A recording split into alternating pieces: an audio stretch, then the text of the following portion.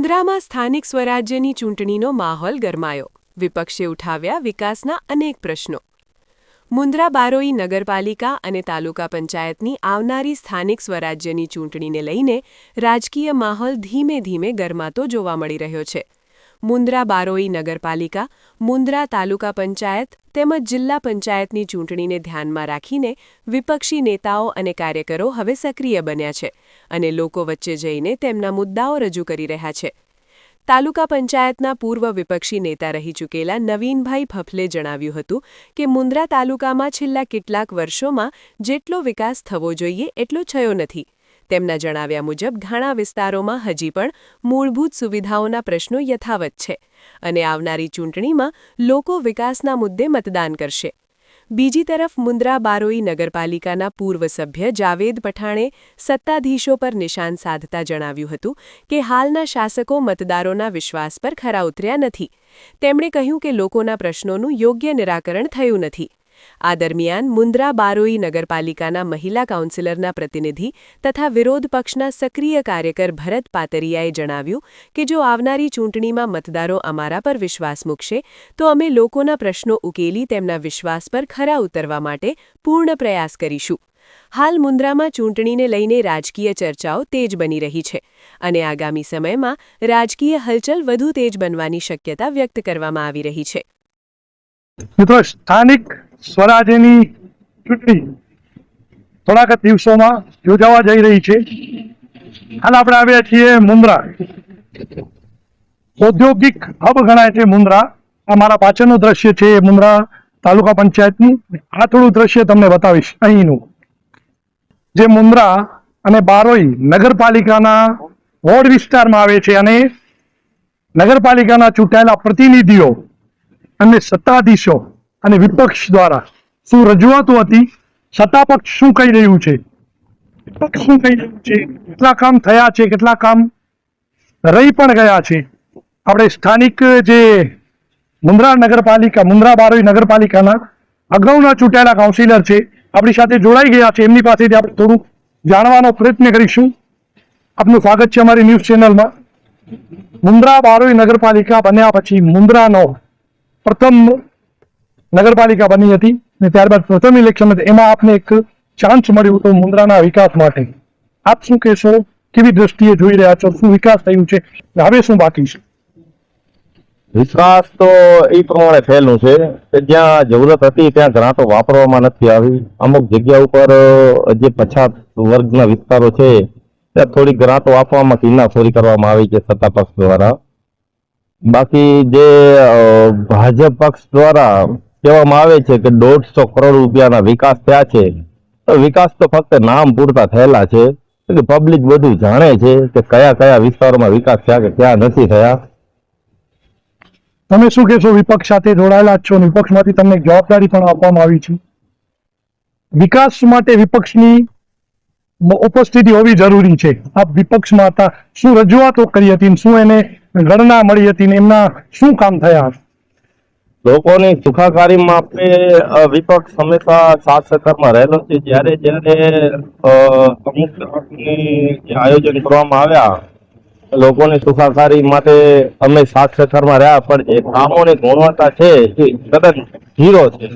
એના માટે અમે લોકો અનેક વખત એ લોકોને લેખિત મૌખિક મીડિયા મારફતે પણ વિરોધ પ્રદર્શન કરેલા છે અમારા. આપ શું કે હવે શું આશા અને અપેક્ષા છે જ્યારે બીજા ટર્મની મુન્દ્રા બારોઈ નગરપાલિકાની ચૂંટણી આવી રહી છે, અગર પાર્ટી જો તમને ચાન્સ આપશે તો હવે શું રહી ગયા છે વિકાસ, એના દ્રષ્ટિએ તમે કામ કરશો? મેં સૌ પ્રથમ તો અમારા જે વિસ્તાર છે અમારા વોર્ડમાં અને આખા મુન્દ્રા નગરપાલિકામાં જ્યાં જે અધૂરાશો છે એ અમે પૂર્ણ કરશું. અને કોંગ્રેસની નગરપાલિકા બનશે તો સૌથી પહેલે તો અમે લોકો વેરા ટેક્સમાં જે એ લોકો A+ નગરપાલિકાના વેરા વસૂલી રહ્યા છે એટલે અમે બિલકુલ માફક લઈ આવશો એને વેરાઓને, જે લોકોને એમાં રાહત મળવી જોઈએ. જી ચોક્કસથી આપણે બીજા ભાઈ પણ આપણી સાથે ઉપસ્થિત, એમની પાસેથી આપણે જાણવાનો પ્રયત્ન કરશું. તમે કઈ દ્રષ્ટિએ જોઈ રહ્યા છો? મુન્દ્રા બારોઈ નગરપાલિકા બન્યા પછી શું વિકાસ થયું છે, હવે શું કમી છે? જોવા જઈએ તો નગરપાલિકા બની છે એ પાછળ એટલો વિકાસ હજી નથી થયો. એનો પડે છે એ અમુક વિસ્તારોમાં પડે છે, અમુક વિસ્તારો વંચિત છે અને કામની જે ગુણવત્તા છે એમાં અમે વિપક્ષમાં રહીને પણ ઘણીવાર કામની ગુણવત્તા બાબતે રજૂઆત કરેલી છે, પણ આ કામ ચલાવ કામ થયેલા છે, ટકાઉ કામ છે નહીં. અને ઘણા વિસ્તારો એવા છે હજી વિકાસથી વંચિત છે, એના માટે પણ અમે રજૂઆતો કરેલી છે. અને જો અમારી નગરપાલિકા આવશે આગામી સમયમાં તો અમે 100% વિકાસના કામ એ પૂર્ણ કરશું. તમારી શું આશા અને અપેક્ષા છે મુન્દ્રા બારોઈને જોઈને? જે સ્થાનિક રોડ રસ્તા છે, લાઇટ છે, સફાઈ છે, પાણી છે, ગટર છે, એને કઈ રીતના તમે જોઈ રહ્યા છો? હાલ ભાજપની સત્તાવાળી નગરપાલિકા છે, જેમાં તમે પોતે પણ વિસ્તારમાં જોઈ શકો છો, ત્યાં પણ એલઈડી લાઇટ આપણે માંગીએ છીએ તો એ બલ્બ લગાવી જાય છે. અને જેટલા પણ અહીંયા રોડ છે, ઉપરનો રોડ છે, જીબી વાળો રોડ છે, બારોઈનો ખારી મીઠી રોડ છે, એના માટે અમે 5 વર્ષથી આ પક્ષ પાસે રજૂઆત કરી છે. તો એના માટે ગ્રાન્ટ છે ને આજે પણ લોકો ધૂળિયા રસ્તા ઉપર પસાર થઈ રહ્યા છે. અને જે પાણીના ટાંકા ગ્રામ પંચાયત વખતે બનેલા છે, જે ક્લસ્ટરની ગ્રાન્ટ હતી ગ્રામ પંચાયત વખતની, એ પાણીના ટાંકા બન્યા છે, એનો પણ હજી આ 5 વર્ષ ઈ નીકળી ગયા, 2 વર્ષ બીજા નીકળી ગયા, 7 વર્ષથી હજી લોકોને એ લોકો પાણી નથી આપી શકતા. અમારી નગરપાલિકા આવશે આગામી સમયમાં, તમે 2 મહિના અથવા 3 મહિનામાં લોકોને શુદ્ધ અને ચોખ્ખું પીવાનું પાણી આપશો. એ ચોક્કસથી તાલુકા પંચાયતના જે સભ્ય રહી ચૂક્યા છે, પૂર્વ સભ્ય છે, એ પણ આપણી સાથે જોડાઈ ગયા. તેમની પાસેથી આપણે જાણવાનો પ્રયત્ન કરશું. આપનું સ્વાગત છે અમારી ન્યૂઝ ચેનલમાં. હાલ સ્થાનિક સ્વરાજ્યની ચૂંટણી આવી રહી છે. મુન્દ્રા બારોઈ તેમજ તાલુકાનો વિકાસ, આજુબાજુ કંપનીઓ પણ ઘણી બધી, ઔદ્યોગિક ફંડ પણ ઘણું બધું આવતું હશે. તમે કઈ દ્રષ્ટિએ જોઈ રહ્યા છો? તાલુકા પંચાયતના સભ્ય પણ તમે રહી ચૂક્યા છો. હું તો પહેલા તમારા માધ્યમથી આ જનતાને જગાવવાનો પ્રયત્ન કરીશ, કારણ કે વિપક્ષ મજબૂત ક્યારે હોય? જ્યારે આ જનતા વિશ્વાસ ધરાવે. અમે ઘણા પ્રશ્નો કે જેમ મારા સાથીઓએ કીધું, આ જ્યાં ઉભા છીએ ને ત્યાં માટીના પોદડા નાખી ગયા હતા, અમે કાર્યક્રમ આપી ને આ જે પેવર નાખ્યા છે એને અમે છે ને ગુણવત્તાના કાર્યક્રમ દીધા. ક્યાંક ને ક્યાંક મુન્દ્રાની જનતા સુતેલી છે. અમે જગાવીએ નહીં, જરૂરી નથી કે અમારા આવવાનું પર. નગરપાલિકાને સ્વચ્છ બનાવવી હોય, નગરને તમારે સુંદર બનાવવું હોય તો જેમ રોટલી એકવાર ચડી ગયા પછી એક જ જારી છે ને શેકાય તો બળી જાય, એને ઉથલાવી પડે. આ વાત થઈ અહીંયાની. હું જ્યાં જે ક્ષેત્રમાં તાલુકા પંચાયત સેમ સિચ્યુએશન છે, કારણ ક્યાંય છે ને 10 વર્ષ ત્યાં સત્તા બીજેપીની ભોગવે છે અને કોઈ પણ ગણતરી વગરના આયોજન થાય છે. પ્રજાને લક્ષી કોઈ કામો થતા નથી. 10 વર્ષ થયા, ગત 5 વર્ષે હું વિપક્ષના અધ્યક્ષ તરીકેની ભૂમિકા ભજવી અને એના દરમિયાન મારા છેવાડાના વિસ્તારના માનવી સુધી વિકાસનો રણસિંગુ ફૂંકી અને અમારા પ્રયત્નો થકી ગામડે ગામડે ગ્રાંટો પહોંચાડીએ. ને ગ્રાંટો સ્વૈચ્છિક લઈ આવવાની ફરજ પ્રતિનિધિઓની છે, પણ આ લોકોની કિન્નાગોરીને અમે લોકો જૂજ જનાધાર આપ્યો હતો પ્રજાએ ગત ફેરે. આ ફેરે જો પ્રજા જનાધાર વિસ્ફોટક આપશે અને બીજેપીને, અમને તો એવું લાગે નગરપાલિકા બને છે અને તાલુકા બને છે, કારણ કે પ્રજા એટલી ત્રસ્ત છે. પ્રજાના ત્રાસનો સાટો વારવા અમે બેઠા છીએ. પ્રજા અમારા માટે વિશ્વાસ કરશે અને અમારી તાલુકા અને નગરપાલિકા બનશે તો જો વિકાસના રહી ગયેલા કામો અને એનામાં ચોકસાઈપૂર્વક અને ગુણવત્તાસભર અને વફાદારી ઈમાનદારીના કામો અમારી ભારતીય રાષ્ટ્રીય કોંગ્રેસ પાર્ટીના દરેક સૈનિક એક મનમાં બીડું લઈ આગળ વધવા તૈયાર છે. જી ચોક્કસથી આપણે ઇમરાનભાઈ તમારી પાસેથી જાણવાનો પ્રયત્ન કરીશું. મુન્દ્રા જાવેદભાઈ, મુન્દ્રા બારોઈ નગરપાલિકામાં બકાલા માર્કેટ પણ બનાવવામાં આવી હતી, એમને પણ સુપરત કરવામાં આવી હતી. એવા ઘણા બધા કામો થયા છે અને હસ્તગત પણ કરવામાં આવ્યા છે. તેમ છતાં પણ અહીં ટ્રાફિકની સમસ્યા છે, કેમ કે વિપક્ષ એક મહત્વની ભૂમિકા હોય છે. આપ વિપક્ષમાં જોડાયેલા છો, શું કહેશો? હવે કઈ રીતના જોશો? બકાલા માર્કેટ અદાણી ફાઉન્ડેશન દ્વારા બનાવવામાં આવી, એમાં વિપક્ષનો પણ સાથ સહકાર રહેલો હતો અને સર્વાનુમતે આ બાબત અમે લોકો સમજ થયેલા હતા. એના પછી હવે તમે જોઈ શકો છો કે ફક્ત નામ ઉપર રહેલી છે. હવે લોકો પાસે એ લોકો મહિને 4,500 રૂપિયા ઉઘરાણી કરવા માટે ઠરાવ કરતા હોય તો ગરીબ માણસ રોજનો 100-200 રૂપિયા કમાવતો હોય, એ લોકો કેવી રીતે એમને મહિને 4,500 રૂપિયા ચૂકવણા કરે? એટલે સ્વાભાવિક છે કે ગરીબ માણસો પછી રેકડીઓ રાખીને પોતાનું ગુજરાન ચલાવે. ઇમરાનભાઈ, CSR ફંડ પણ જાવેદભાઈ, CSR ફંડ પણ ઘણી જગ્યાએથી અહીં નગરપાલિકાને મળતું હશે. સ્થાનિક લોકોની મદદથી લોકફાળામાંથી પણ ઘણા બધા વિકાસના કાર્યો થતા હોય છે. શું એવા બાકી રહી ગયા છે જો તમને ચાન્સ મળે ફરીથી તો? બાકી જ છે બધું. અત્યાર સુધી નગરપાલિકા 10% પણ કામ કર્યું નથી, અને જે કામો થયેલા છે એ બધા ગુણવત્તાયુક્ત છે નહીં. નગરપાલિકા કોંગ્રેસની બનશે તો અમે સૌ પ્રથમ અમારો પહેલો મુદ્દો એ છે કે અમે લોકો સ્થાનિકોના વેરા ટેક્સ ઉપર એમને બહુ એટલે બહુ જ વધારે રાહત અમે આપશું.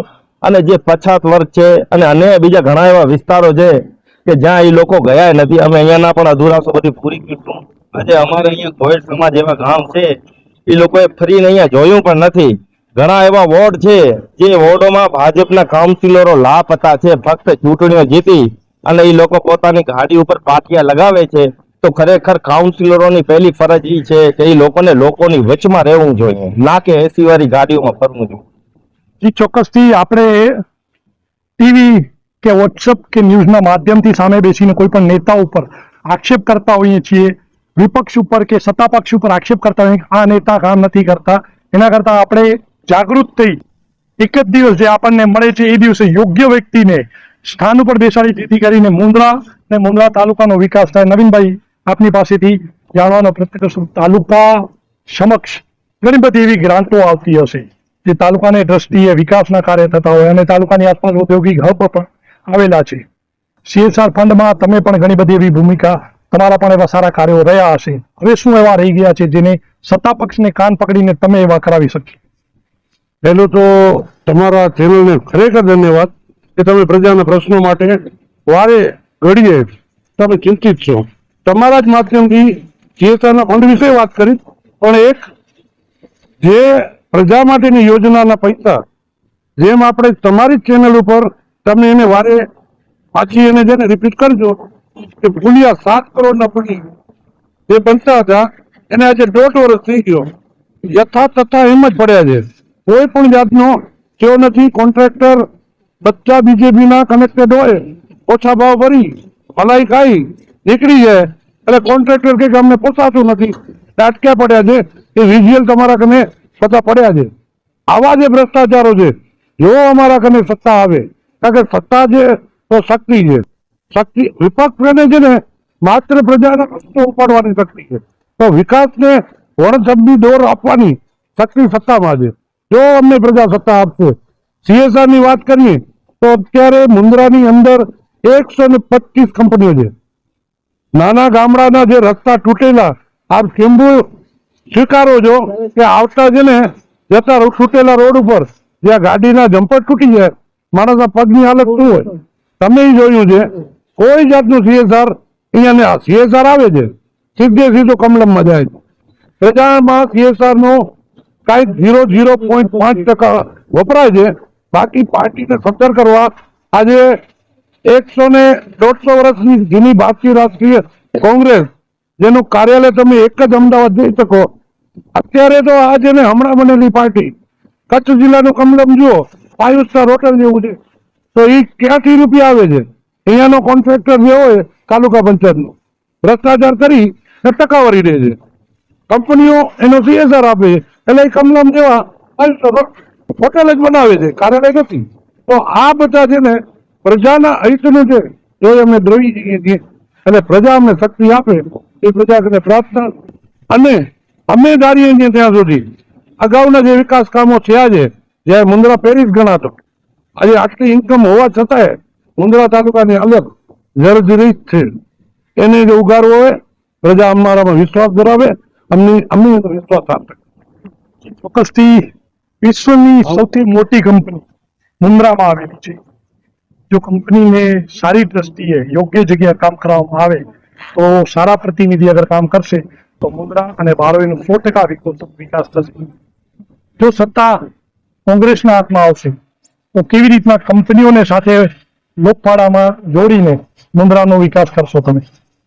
સૌ પ્રથમ તો કોંગ્રેસની જો નગરપાલિકા તાલુકા પંચાયતો બનતી હોય તો અમે ચોક્કસ બધી કંપનીઓ સાથે પ્રજાને સાથે રાખીને એક મીટિંગ કરશું અને સ્થાનિકોને રોજગાર મળે જે નિયમો છે એ પ્રમાણે અમે ચોક્કસ એમના ઉપર ધ્યાન રાખશું. જી ચોક્કસથી મુંદ્રા બારોઈ નગરપાલિકાની આ બીજી ટર્મની ઇલેક્શન છે. આપણે કોઈ પણ નેતા ઉપર કે વિપક્ષ ઉપર આક્ષેપ કરતા હોઈએ છીએ ત્યારે આપણી પણ નૈતિક ફરજ છે. એક દિવસ આપણા હાથમાં હોય છે અને 5 વર્ષ નેતાના હાથમાં હોય છે. સત્તા કોઈને પણ સોંપો પણ એવા વ્યક્તિને સોંપો એક દિવસ આપણું અને 5 વર્ષ નેતાના, જે આપણા શહેરનું, આપણા ગામનું અને આપણા તાલુકાનું વિકાસ કરી શકે. નિતેશ ગોર, કચ્છ કાનૂની ક્રાઇમ, મુન્દ્રા, સાથે સમીર ગોર.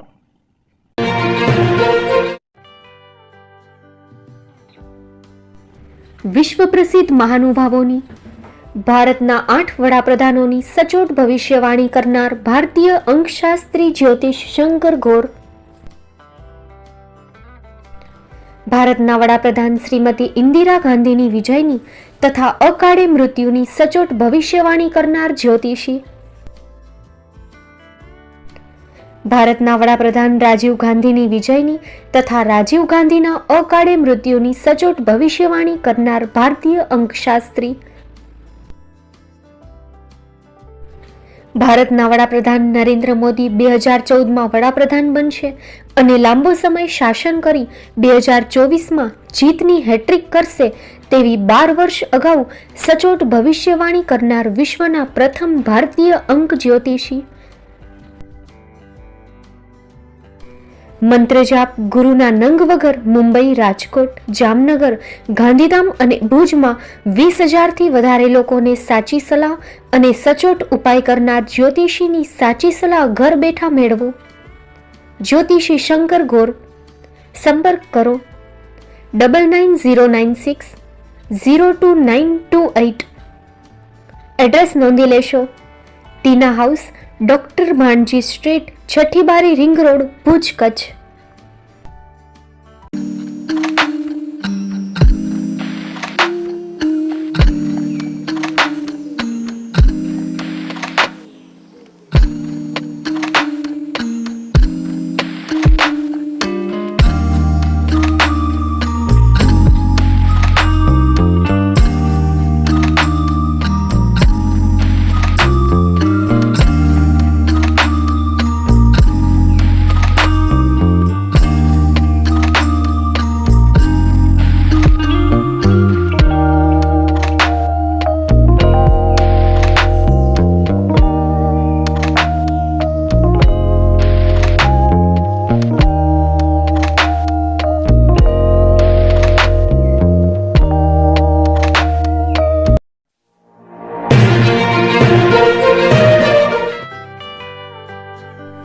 મુંબઈમાં ખૂબ જ જાણીતું નામ એટલે બોમ્બે સ્ટીલ. અહીંથી તમને મળશે ઘર વપરાશના તમામ વાસણો, હોટેલવેર, કેટરિંગને લગતી દરેક પ્રકારની વસ્તુ હાજર સ્ટોકમાં. Dinner set, mixer, pressure cooker તેમજ દરેક પ્રકારના સ્ટીલના અવનવા વાસણો ખરીદવા માટે વિશ્વાસપાત્ર સ્થળ. સાથે વાસણોની ફેન્સી વેરાયટીઓ હાજર સ્ટોકમાં. મુલાકાત લ્યો Bombay steel exclusive showroom. Export અને હોલસેલ ભાવે વાસણો મળશે. નંબર નોંધી લેશો. જગદીશભાઈ પટેલ 9221870713 022 6674 7625. મારુતિ જોગડે 9930864095. Website www.thebombasteel.com. અમારું સરનામું નોંધી લેશો. Bombay steel, shop number 16-18, Godiji building, Tamba Kanta, Pydhonie, Kalbadevi road, Mumbai 400003, Maharashtra.